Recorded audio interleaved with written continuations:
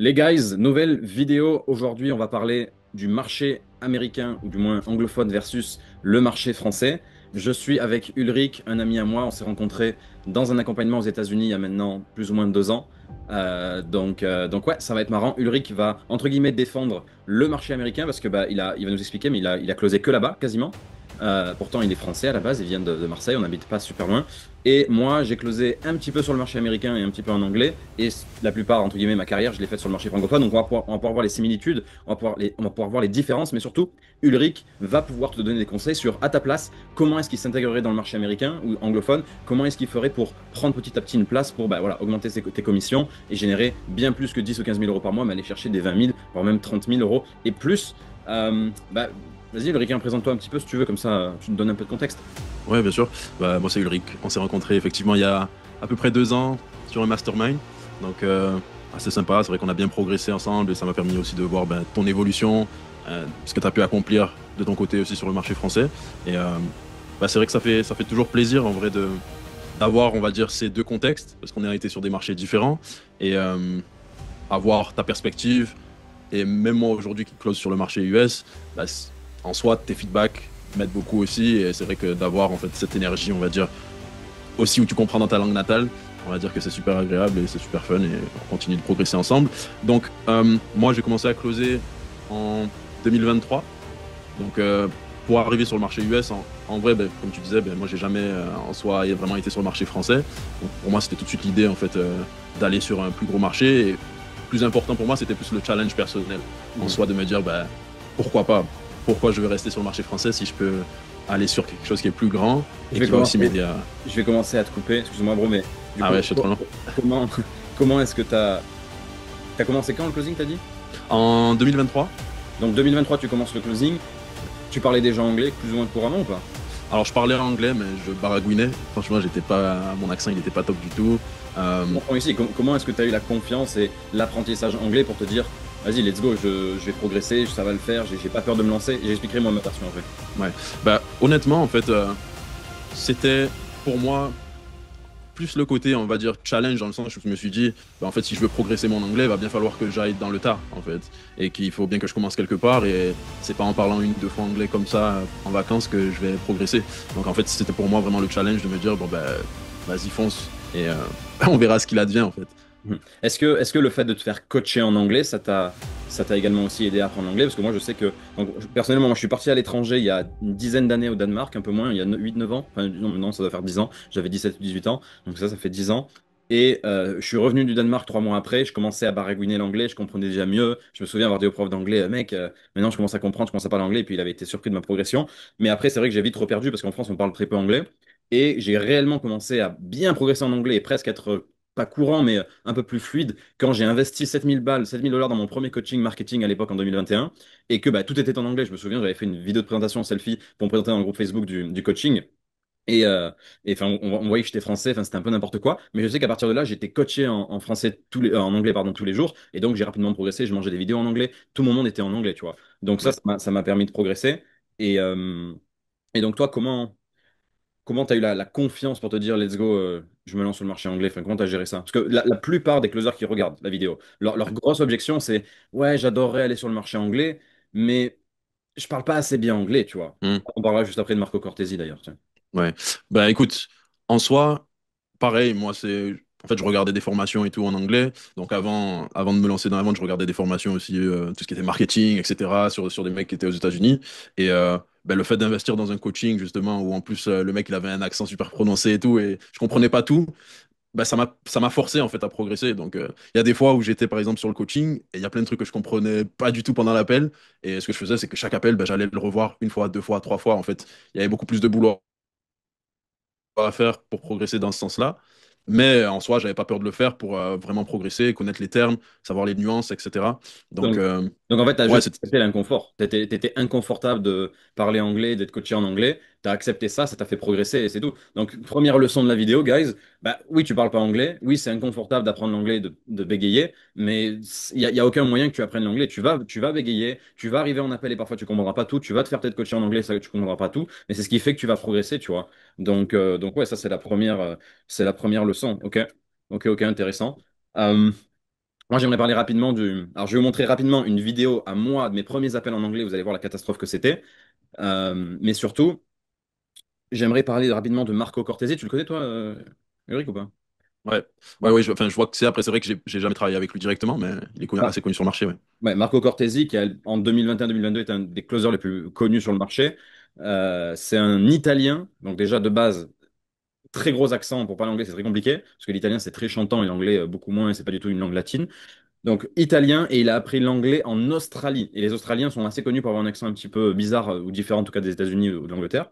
Donc je te laisse imaginer le mélange que c'était. Je vous laisse regarder sur YouTube si vous voulez, ou mettez Marco Cortesi. Alors quand tu vas le voir parler, tu vas peut-être te dire ouais, il parle mieux, il parle bien, etc. Oui, mais ça c'est peut-être une vidéo de 2023 ou 2024 ou 2025. En 2021, quand il a fait 1 million d'euros en commission, 1 million de dollars en commission sur l'année, je te garantis qu'il y a des vidéos de lui où il parle quasiment pas, enfin il parle pas bien anglais quoi. Donc c'est juste qu'il a été inconfortable, il a surmonté cette peur et il a foncé. That's it. Tiens, on va passer rapidement un appel à moi pour que vous voyez un petit peu ce que ça donnait. Donc, c'est une vidéo de 2022.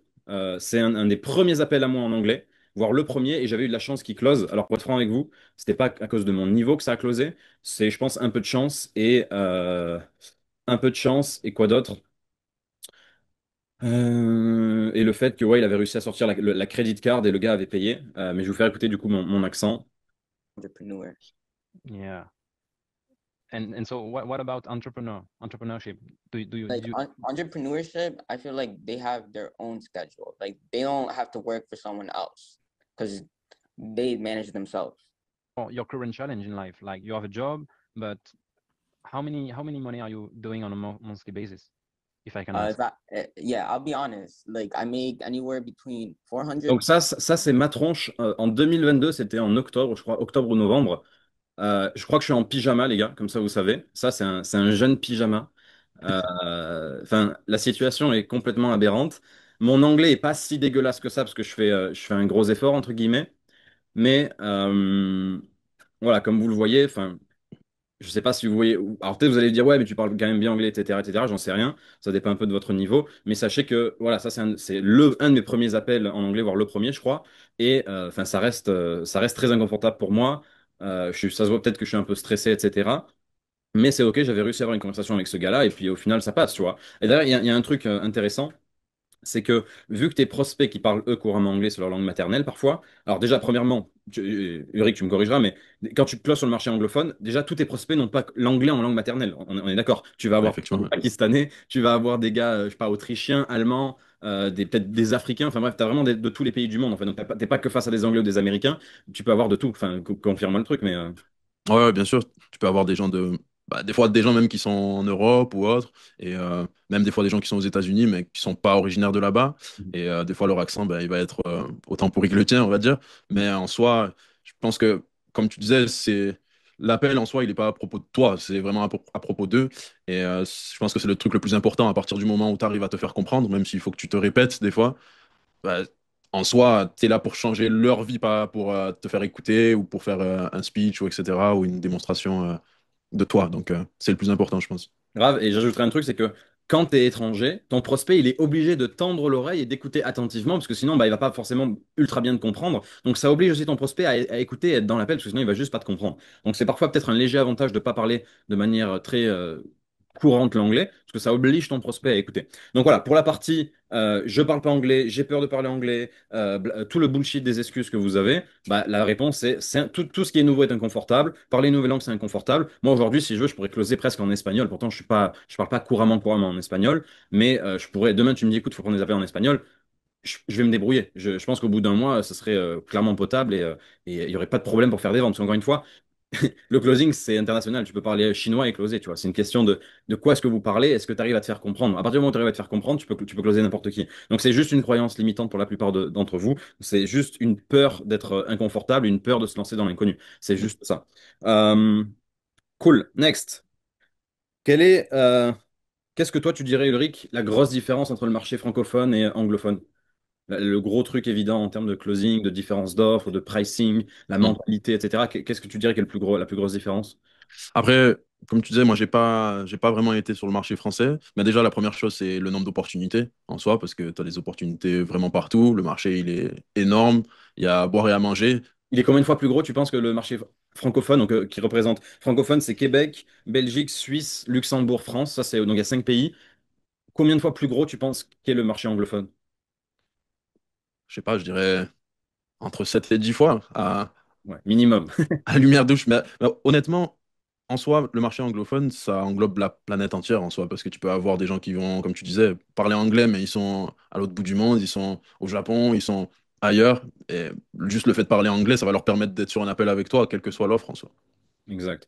Ouais, franchement, je pense qu'il est minimum 10 fois plus grand que le marché francophone parce que, en plus d'avoir peut-être 10 fois plus de pays qui parlent anglais, 10 fois plus de chances d'avoir des prospects, enfin 10 fois plus de volume de prospects, en plus de ça, à la base, tout ce qui est coaching, high ticket sales, etc., ça vient des États-Unis. Donc, ils ont beaucoup plus, il y a beaucoup plus de coachs aux États-Unis, il y a beaucoup plus d'infopreneurs, il y a beaucoup plus de grosses entreprises. D'ailleurs, j'ai partagé là, très récemment dans un des groupes WhatsApp un de mes premiers coachs, Brady, qui partage une opportunité avec une société qui fait 4 millions d'euros de chiffre d'affaires, enfin 4 millions de dollars de chiffre d'affaires par mois dans l'intelligence artificielle. Il est recruté, je crois, 12 closers, 5 setters. Enfin, bref, c'est complètement la fête du slip. Et des offres comme ça, il y en a des dizaines et des dizaines. Rien qu'en France, ça n'existe même pas, ça. Il n'y a même pas une société par mois qui fait 1 million. Il y en a qui font 500 000, il y en a, et déjà c'est rare, c'est très rare, mais enfin 2-3 millions, ça n'existe pas. Alors, c'est pas parce qu'ils font beaucoup de chiffre d'affaires que c'est des super offres, il ne faut pas non plus tout confondre, mais c'est juste pour te dire que c'est pas le même monde, c'est pas du tout le même monde. Il y a beaucoup plus de. Et là-bas, ils ont la culture de la vente aussi qui est très facile. D'ailleurs, on a un pote closer qui a fait de la vente téléphonique. Donc, il appelle directement des prospects qui ont opt-in sur une page, une landing page, et il les appelle pour leur vendre des compléments alimentaires. Et dans l'appel, le premier appel outbound, il leur vend des produits à ouais, 500 balles, 1000 balles, 2000 balles, 3000 balles, et ils sont commissionnés, je te dirais, 30 à 40% par vente, quoi. Donc, ça, en France, c'est littéralement quasiment impossible à faire, je pense. Vendre comme ça 3000 balles de compléments alimentaires au téléphone sans connaître la personne, c'est du next level. Alors, c'est faisable, hein, mais avoir le taux de succès s'il serait aussi élevé qu'aux États-Unis. Donc voilà, 10 fois plus d'offres, ouais, minimum. Qu'est-ce qu'il y a d'autre, tu penses, comme grosse différence, peut-être en termes de prix, de mindset, en tout cas Mm. d'état d'esprit, de mentalité? T'en penses quoi, toi? Ouais. Après, aux États-Unis, on va dire qu'il y a vraiment la mentalité d'investissement en soi, parce qu'il y a beaucoup de gros entrepreneurs, même qui sont pas forcément sur Internet, qui sont assez connus et que les gens sont assez influencés par eux, mais aussi dans le sens où si je veux améliorer ma vie, je sais que je dois investir. Et je trouve que c'est quelque chose qui manque beaucoup sur le marché, on va dire, français, où les gens vont avoir ce scepticisme, on va dire, en soi, par rapport à tout ce qui est sur Internet. Alors que là-bas, en soi, bah, ils y vont s'ils veulent quelque chose, ils vont, on va dire, poursuivre le truc, ils vont s'informer, ils vont chercher à investir en soi. Et on va dire que c'est quelque chose d'assez courant là-bas, d'investir en soi pour progresser et avoir un mentor. Donc, selon toi, la mentalité de sortir la carte bancaire, investir en eux, etc., ils l'ont tellement déjà vu, ils ont tellement beaucoup plus ce côté développement personnel, coaching, etc., que ouais, c'est pas la même mentalité. Alors, c'est clair, ils sont déjà. En général, on dit que le marché anglophone a 5 ans d'avance sur le marché francophone, ce qui est vrai. Par exemple, la VSL, c'est arrivé, je crois, 5 ans après être arrivé aux États-Unis. Bah, le closing en général, c'est arrivé, là, c'est en train d'arriver depuis 2023-2024 aux États-Unis. Déjà en 2018-2019, c'était déjà un peu la mode. 2020, pendant le Covid, ça a explosé. Alors que nous, ça a pris genre 3-4 ans en plus pour exploser. Donc, ils ont vraiment une longueur d'avance, que ce soit en termes de mentalité, je trouve. Tout ça, parfait. Après, j'ajouterais quand même que, on va dire que c'est pas, bon, c'est pas non plus 100% des personnes qui ont une mentalité d'investir en soi, mais on va dire que par rapport au marché français où les gens ils se disent ouais ben en fait je vais toujours mettre le moins possible, je vais essayer de mettre mon CPF ou je vais essayer de faire ci, faire ça, c'est complètement différent.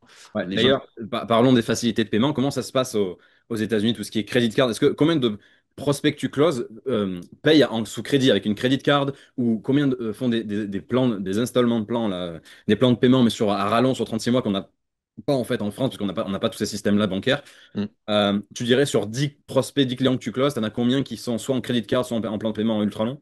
Ça dépend de l'offre en soi et ça dépend du type de prospect. Mais je dirais, t'en as bien, on va dire, peut-être 4 sur 10 qui vont se dire, bon, ben vas-y, je mets ça sur ma carte de crédit, même si j'ai pas les fonds maintenant. Mais en soi, c'est un investissement long terme. Mais vas-y, en fait, je me lance et je paierai plus tard en soi. Donc en fait, à la fin de l'appel, l'argent est rarement le problème. Combien de fois en fin d'appel, t'arrives à la fin de l'appel, le gars est ultra chaud, tu l'as ultra bien retourné et tout, et il est en mode mec, je peux absolument pas rejoindre, j'ai vraiment zéro argent. Ça arrive souvent, ça, parce qu'en France, Hmm. il y a des offres où c'est 70% des prospects, tu vois. Cher closer, la raison de cette publicité, elle est très très simple. Je viens de lancer un nouveau programme inédit qui s'appelle les 10 commandements de la vente sans script. Et devine quoi? Ce sont les secrets que le mentor d'Alex Hormozy m'a enseigné en 2023 qui m'ont permis de générer jusqu'à 15 300 euros de commission. Et le pire dans tout ça, c'est que tu vas pouvoir y mettre la main dessus pour bien moins cher qu'un restaurant. Et en plus de ça, il y a 5 bonus inédits que tu peux retrouver nulle part ailleurs. Pas sur la chaîne YouTube, pas sur mon Instagram, pas dans mes emails. C'est inédit et c'est nulle part ailleurs. Donc clique vite dans la description, va mettre la main dessus avant que le prix augmente. Let's go, c'est le moment de changer ta carrière de closer et d'apprendre à vendre sans script. On se revoit de l'autre côté. Ouais. Non, encore une fois, ça dépend de l'offre et du type de prospect. On va dire que sur tout ce qui est offre business où les gens ils viennent pour en soi faire de l'argent, ils ont déjà, on va dire, cette mentalité de bah, vas-y, en fait, pour faire de l'argent, il va falloir que j'investisse aussi de mon côté. Après, si on parle d'une offre fitness ou autre, où par exemple, les gens ils sont vraiment dans une situation précaire, ça peut arriver, ça peut aussi arriver qu'ils soient même rejetés sur le plan de paiement, soit par rapport à leur crédit score, etc. Mais en soi, ils ont cette volonté en fait d'y aller, de tester, de se dire bon ben vas-y, même si ça passe pas sur en tant que crédit, au moins j'aurais essayé et je vais mettre quelque chose en place pour trouver un moyen. Donc c'est plus cette mentalité de même si j'ai pas l'argent, je vais essayer de trouver un moyen pour faire ce que j'ai à faire. Ouais. En termes de. Toi, tu closes sur quoi donc actuellement? Explique-leur un petit peu ce que. Alors, je close sur deux offres actuellement, donc une offre fitness et une offre finance en soi, où les gens ils viennent pour bah, faire de l'argent avec des placements, du trading, etc. Combien vous êtes de closers sur les deux offres?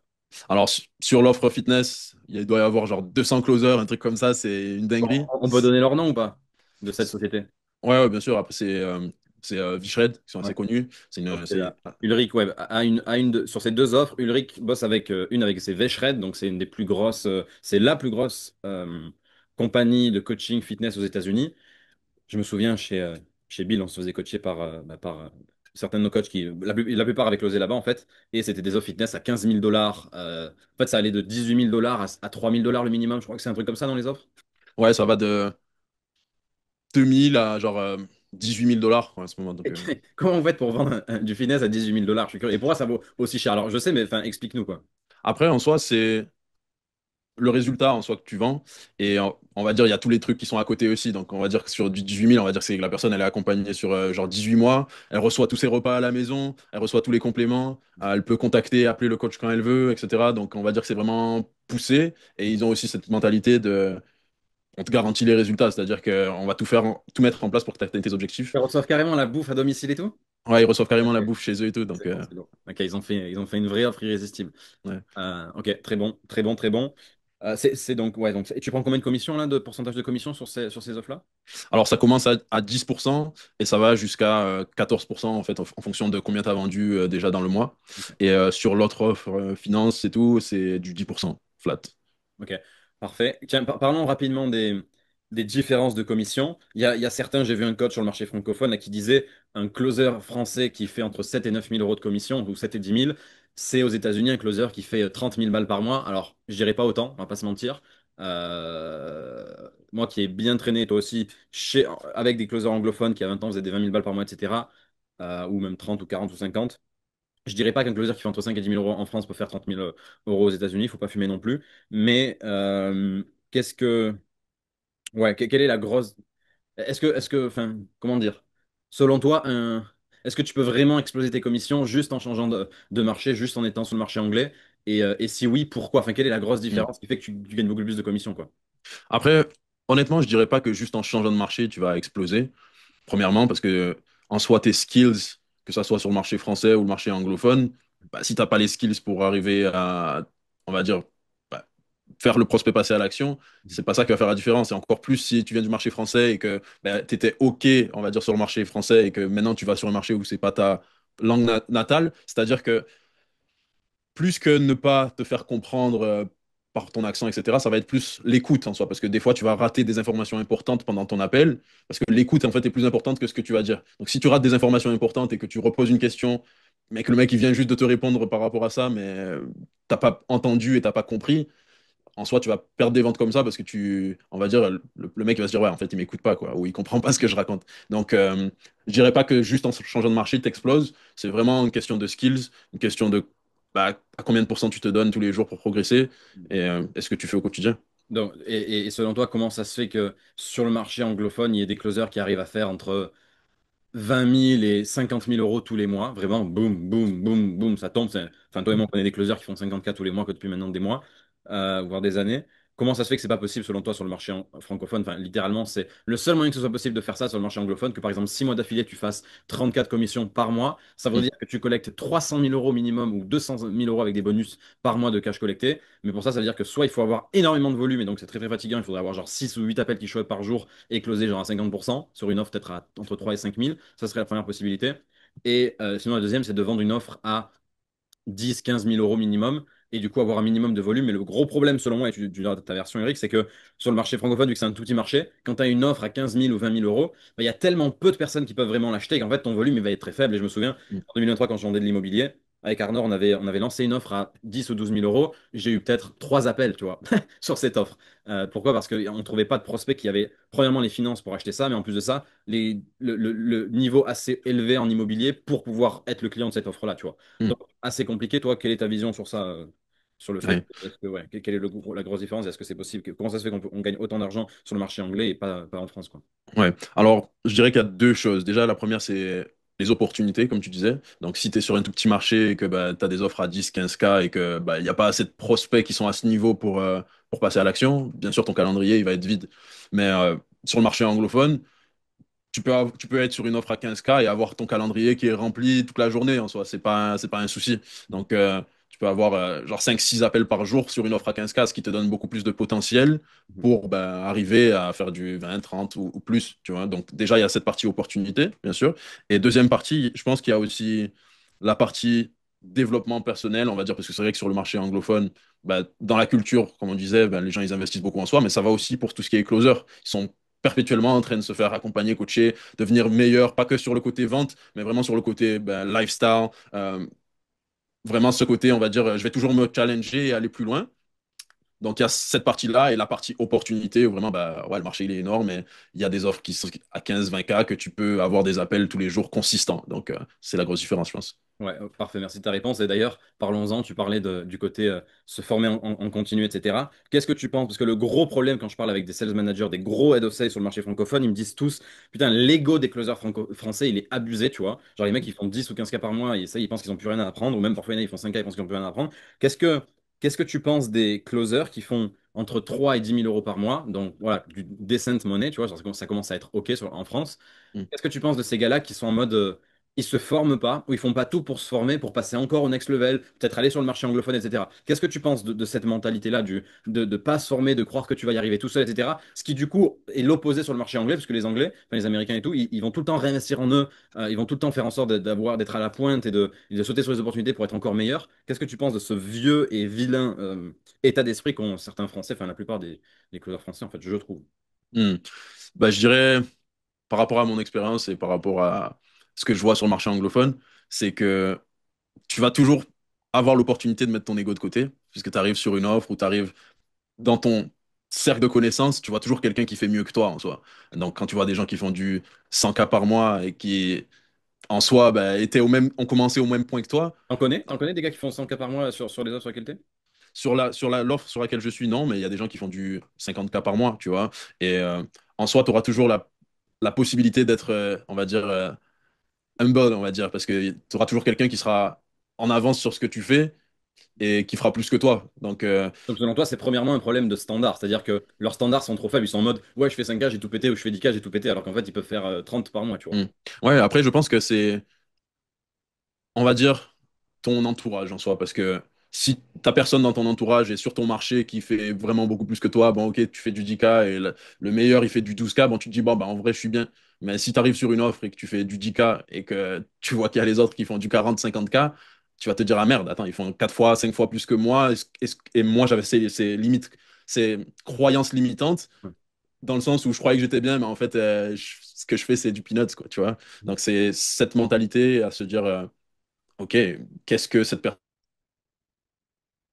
personne fait différemment de moi, tout Ouais. simplement. Ouais, parce que, alors, attends, ça a bugué. Mais ouais, complètement. Donc en fait, ce qui leur coûte de l'argent, c'est de être pas assez entouré par des gars qui font de l'argent au final. Donc ne pas être assez bien entouré et être un peu average, genre au milieu ou médiocre ou moyen, en mode 5K par mois, 8K par mois, etc. Puis faire le yo-yo entre les 2K et les 8K.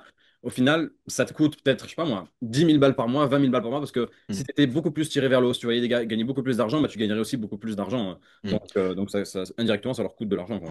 Ouais, on va dire que la bonne analogie, c'est tu peux être un gros poisson dans un petit aquarium, mais si on te lâche dans l'océan avec tous les requins, oh, tu vas vite te rendre compte de l'échelle à laquelle tu étais avant, en fait. Yep, 100%. 100%. Alors, il y en a peut-être, je vois l'objection venir sur moi, il y en a qui vont me dire, Valentin, comment ça se fait que toi, t'es pas continué sur le marché anglophone, etc., parce que tu parlais anglais, parce que tu pouvais le faire, etc. Mais en fait, c'est assez simple, la réponse, c'est que quand je suis parti sur le marché anglais, l'appel que je vous ai montré tout à l'heure, sur une offre vraiment pas ouf du tout. D'ailleurs, elle a craché quelques mois après que je sois parti, ou qu'on m'ait viré. Et en fait, rapidement, j'ai eu l'opportunité de venir coacher une team en immobilier sur le marché francophone, parce que je développais mes compétences avec un Américain aux States, etc. Et en fait, quand je suis devenu manager sur ou du moins coach sur cette équipe de deux closers, je les ai remplacés. Donc, il y en a un qui a arrêté, il y en a une qu'on a viré, et je suis devenu le closer sur cette offre qui était en Belgique. Et en fait, après, j'ai signé un contrat entre moi et l'infopreneur qui faisait que je pouvais pas partir en fait. J'avais un contrat d'1 an avec lui où en fait lui, pourquoi est-ce que j'avais un contrat avec lui? C'est parce que il a parié sur moi entre guillemets, il m'a aidé à investir en moi aux États-Unis pour que je sois coaché par les meilleurs coachs aux États-Unis. Et donc il a investi en moi, mais en contrepartie, je pouvais pas aller closer pour quelqu'un d'autre. Et en fait, c'est ce qui fait que pendant bah, un an et demi, enfin un an, pile un an en fait, pendant un an, pile, je suis resté avec lui. Et au bout d'un an, j'ai lâché ma place. Et ensuite, je suis un peu devenu head of sales quelques mois. J'ai lancé Closers University. Donc les choses sont faites rapidement. Donc c'est ce qui fait qu'en fait, j'ai pas all-in sur le marché US. En plus, j'aurais pu parce qu'à ce moment-là, j'étais en Amérique latine. Mais voilà, pour la petite histoire, c'est que j'étais contractualisé avec mon infopreneur français qui est aujourd'hui d'ailleurs mon associé. Donc c'est vraiment devenu un ami. Et je pouvais pas lui faire à l'envers et partir, quitter le contrat, alors qu'il m'avait aidé à investir en moi. Il avait vraiment parié sur moi. Il m'a aidé à changer ma vie. Donc je pouvais pas quitter le contrat. Donc c'est pour ça que ça s'est passé comme ça. Mais voilà. Bah écoute, on a bien discuté de ce qu'il fallait. Il y en a quelques-uns qui vont avoir la question de qu'est-ce que tu conseilles pour du coup se lancer? Est-ce que tu conseilles de passer par du setting sur le marché anglophone et après devenir closer? Est-ce que tu conseilles directement de devenir closer? Qu'est-ce que tu conseillerais aux closers qui regardent cette vidéo et voilà, qui ont été convaincus qu'ils doivent prendre le taureau par les cornes, ils doivent soit rapidement élever leur standard sur le marché francophone et tout faire pour faire 10 cas par mois et plus, ou bien quand ils les atteignent ou dès maintenant commencer à aller sur le marché anglophone? Quel est ton meilleur conseil pour qu'ils puissent attaquer le marché comme il faut? Moi, je dirais, si c'est vraiment quelque chose que tu as envie de faire, tu vas trouver tous les moyens pour le faire. Moi, je me rappelle à l'époque, je voulais aller sur le marché anglophone, j'ai commencé, je faisais du cold call. Genre, j'appelais des gens à froid et ça m'a permis de m'entraîner, en fait, bah, justement, de me prendre des objections, à me dire, bah, je comprends pas ce que vous dites, etc. et de m'améliorer dans ce sens-là. Après, oui, il faut pas avoir peur de commencer même par du setting. Il y a on va dire que ça va être un marché différent aussi, c'est-à-dire qu'il y a des setters qui font du 8-10K par mois sur le marché anglophone. Donc en soi, c'est juste une question de standard. Mais en soi, ça va te permettre de mettre un pied déjà là-dedans, de pouvoir bah, développer tes compétences, développer ton anglais, parler à des gens, prendre de l'expérience et puis après, éventuellement, passer sur du closing. Ou alors, si tu es déjà bah, assez confiant, aller directement sur du closing. Mais c'est sûr que si tu n'as aucune expérience à parler avec des personnes au quotidien en anglais, peut-être qu'il vaut mieux commencer bah, par quelque chose, on va dire, setting ou peu importe, et aller sur du closing. C'est pas obligé de rester longtemps sur cette position-là. On va dire ça peut être quelques semaines et puis passer sur du closing. Au moins, tu sais que tu crames pas trop tes ailes, on va dire, à aller sur des appels directement. Mais si tu es confiant, oui, il faut se lancer. Et dans tous les cas, il faut tenter, il faut y aller. Il n'y a que ça qui va te donner un feedback en soi sur quelles sont tes prochaines étapes. Yep. Résumé, il faut que tu passes par la petite porte s'il faut, en tant que setter, il faut que tu sois inconfortable. Enfin, tu as besoin de l'être. De toute façon, ça sera inconfortable que tu te lances aujourd'hui, dans 6 mois, dans un an. C'est d'ailleurs, il y a une bonne analogie que tu peux faire à tes prospects, tu sais, ceux qui veulent prendre leur décision d'ici 3 jours ou une semaine, je sais pas quoi. C'est exactement la même analogie. Dans 3 jours, ce sera toujours le même prix, ce sera toujours la même peur. Tu seras toujours incertain de est-ce que je vais me lancer ou pas. C'est exactement pareil avec l'anglais. Que tu te lances aujourd'hui ou dans 6 mois, ça va être inconfortable. Ton niveau d'anglais sera pas, tu parleras pas forcément couramment anglais, sinon tu serais déjà sur le marché américain. Tu vas quand même parfois bégayer, il y a quand même des choses que tu vas pas comprendre, mais tu vas t'améliorer. Et le potentiel de gain derrière, il est 5 fois plus grand, comme on en discutait. Donc, parce qu'en effet, un closer qui fait entre 5 et 10K sur le marché francophone, qui commence à savoir ce qu'il fait, il peut peut-être gagner au moins 15, 20 000, 25 000 rapidement dans les mois qui suivent, à partir du moment où il a une bonne offre, parce que, bah, il aura plus de volume, il aura des offres un petit peu plus chères, il y aura plus de facilité de paiement. Donc, forcément, tu vas augmenter tes commissions. Donc, voilà. Sur quoi est-ce qu'on pouvait finir? Ben voilà, c'était ça. Tu voulais rajouter un truc, Ulrich, ou pas? Non, honnêtement, c'est, ouais, je pense qu'on a tout dit. Faut pas avoir peur. Moi, au début, honnêtement, pour postuler, j'ai eu zéro, on va dire, filon, etc. J'envoyais des vidéos selfies aux recruteurs avec mon accent pourri et Et voilà, au bout d'un moment, j'en ai envoyé, je sais pas, peut-être une centaine, et il y en a quelques-uns qui m'ont répondu, et puis voilà, je suis rentré comme ça dans le marché en soi. Ouais, Donc, tiens, ils vont pouvoir se foutre de ma gueule un peu plus. Je vais leur montrer une vidéo de moi en train de recruter, essayer d'être recruté sur le marché anglophone en 2022 aussi, ça, tu on va rigoler un peu. Où est-ce qu'elle est cette vidéo? Tiens, allez hop, régalez-vous. C'est le moment de se foutre de ma gueule. Regardez celle-là. Hi guys, so happy to make this application. So I'm Valentin, I'm French, Oh my God. and I did the Les gars, on part de là.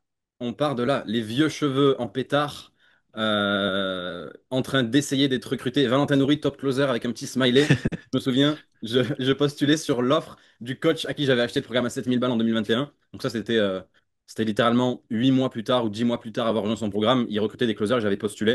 Donc, I vous had allez my entendre mon own accent, hein. business, my own program. I closed a client. Alors, j'ai évidemment pas été pris, mais vous imaginez bien que premièrement que c'était inconfortable et deuxièmement que, bah, au final, j'ai été pris 3 mois après. J'ai été pris j'ai commencé sur le marché francophone et puis après j'ai été pris sur une offre anglophone. Mais voilà, on passe tous par là, guys. Donc, merci Ulrich d'avoir été présent.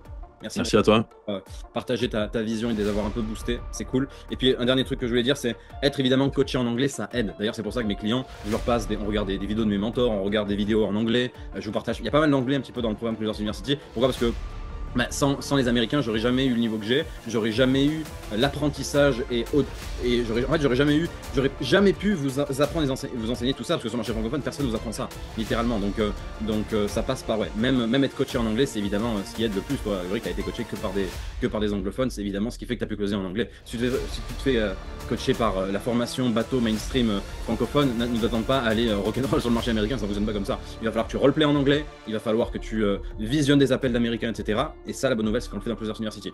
Guys, merci. Merci à toi, Ulrich. À très vite. Ciao, ciao.